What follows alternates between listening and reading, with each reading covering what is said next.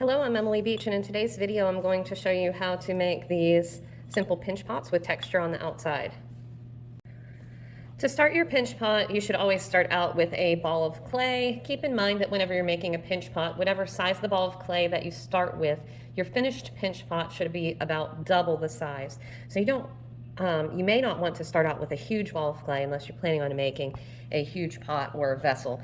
I would say somewhere between the size of this is like a plum or a peach or an orange is going to give you a nice size pinch pot for something like a succulent. So I'm going to press my thumb down into the center of the ball to start out with, and I'm just making a hole. So this hole is going to go, your finger's going to go down about a 1/4 inch from the bottom. You can press like this just to feel about how far your fingers are apart to make sure you've gone down far enough into the ball of clay.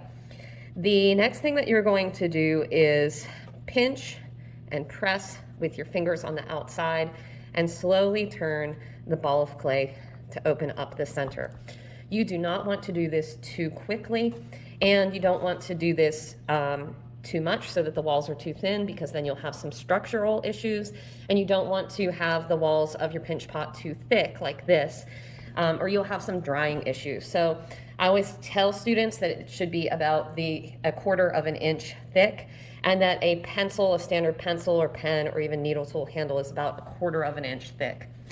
So while you're pinching, make sure you're pinching like this, like your hand is in a sock puppet, rather than like this with your finger and your thumb pressed together. You really want the finger and thumbs to come together more like this. Also not trying to make the top part of my pot too thin. Again, trying to keep consistency with that 1/4 inch thickness, and not trying to make the walls too thin too quickly, or that can stretch the clay too quickly and cause cracking. If you do end up with any cracking while you are making your pinch pot, you can just smooth over it with your thumb. I do not recommend adding water, because water will loosen and break down the structural integrity of the clay. So really, by just using a little bit of pressure with your hand or a tool, if you do have any cracking, try to take care of that as it occurs.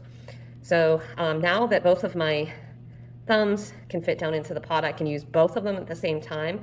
That's just going to help me out with speed. It's going to speed up the process a little bit, because the clay is going to get pinched and pressed on both sides. You just want to make sure that there is consistency in the pressure of both hands, and that you are continuing to turn the clay. You don't want it to feel too thin or too thick in any one area. Just trying to maintain consistent pressure and pressing as you open up your pinch pot. So with these pinch pots, I'm going to just show you how to add various textures on the outside. I really like creating these textured pinch pots for succulents. The glaze will take to the textures really well and just elevate the completed look of your pinch pot. So now that I have a pinch pot, you can see that the bottom is rounded, and so that this pot will sit upright and even, I'm going to just take a clay coil that I have constructed, and I'm going to be slipping and scoring that onto the bottom of the pinch pot so that the pinch pot will sit upright and level. I'm going to lightly trace around the inside and the outside of that coil so that I know where it needs to be scored. I'm just going to take some water on my finger. This clay is still really fresh, so it's not completely necessary to use slip. You can just use water and score where you are going to be applying that coil. And then I'm going to do the same thing, water on my coil, and score the coil.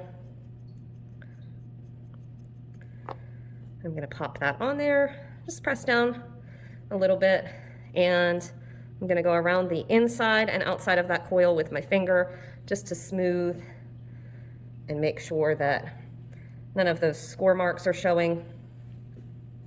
All right, after we have done the construction, then comes the fun part, where we're going to just kind of create a repeated texture on the outside.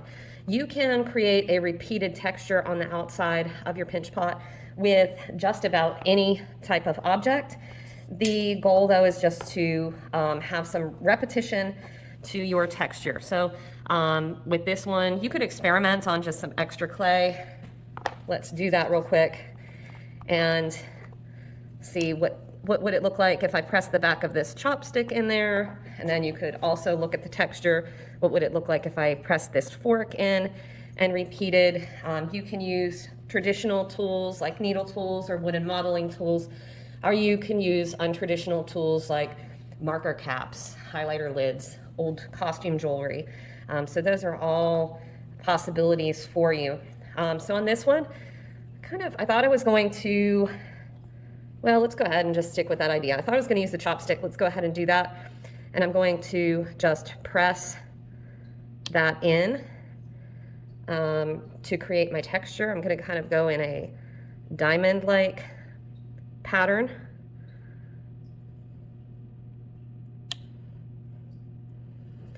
And I'm going to continue that texture around the whole entire pinch pot. Okay, so there we've got this one with the finished texture on the outside. I'm going to go ahead and play around with another texture on the outside of this one, and for this I'm just going to use my fork.